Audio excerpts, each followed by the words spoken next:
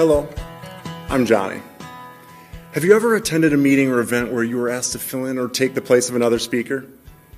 Thanks for visiting Toastmasters International. Since 1924, we've helped more than 4 million people gain the confidence to communicate in any situation.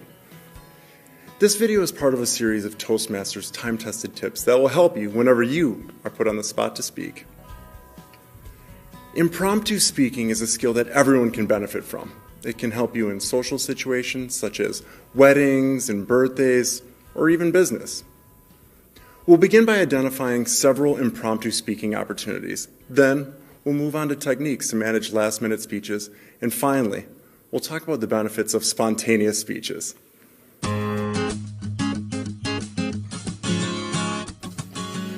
Let's begin with the many opportunities to practice speaking spontaneously. Business meetings and conference calls are structured settings that can help you test your impromptu speaking skills.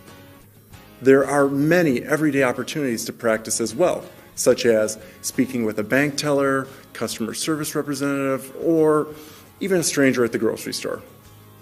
Most likely, you will attend a wedding, retirement, or engagement party.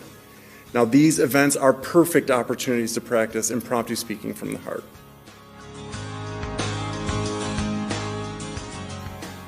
Now that we've pinpointed a few potential places to practice, let's take a closer look at the techniques to help you manage your impromptu speaking. The first approach is a simple formula known as PREP, which stands for point, reason, example, point. Start your speech by making a clear point about the subject. Next, explain why you are speaking on the topic. Then, give a few examples to bring life to your story. And finally, end with a concluding point that wraps up your speech. By following this flow, you'll be able to clearly state your main point and help keep your ideas on course. Prep is an excellent fit for business meetings, conference calls, and even interviews. Another way to manage your speaking time is by following the pros versus cons, or positive and negative method. Set up the issue by addressing the pros first, the cons second, and then neatly wrap up your point with your recommendation. Pros versus cons works well in business meetings, conference calls, and in everyday settings.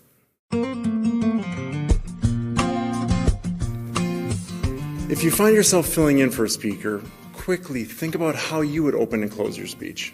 You may begin by sharing a few personal stories and then engage the audience by acting as a moderator, by encouraging questions and answers to extend the speaking time if needed.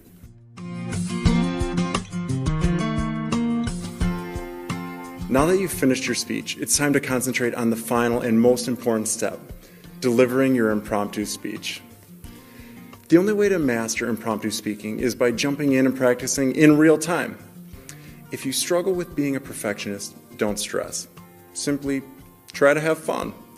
Most people at the event will applaud your courage and willingness to stand in. It's important to know one of the pitfalls of speaking at a moment's notice, and that is the tendency to ramble. The best way to alleviate this problem is to draft an outline before you go on stage. This may not always be possible, but if you can, take a moment to write a few notes to help guide you along.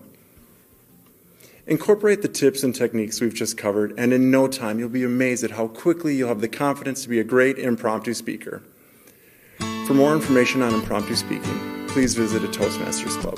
Find a location near you at www.toastmasters.org.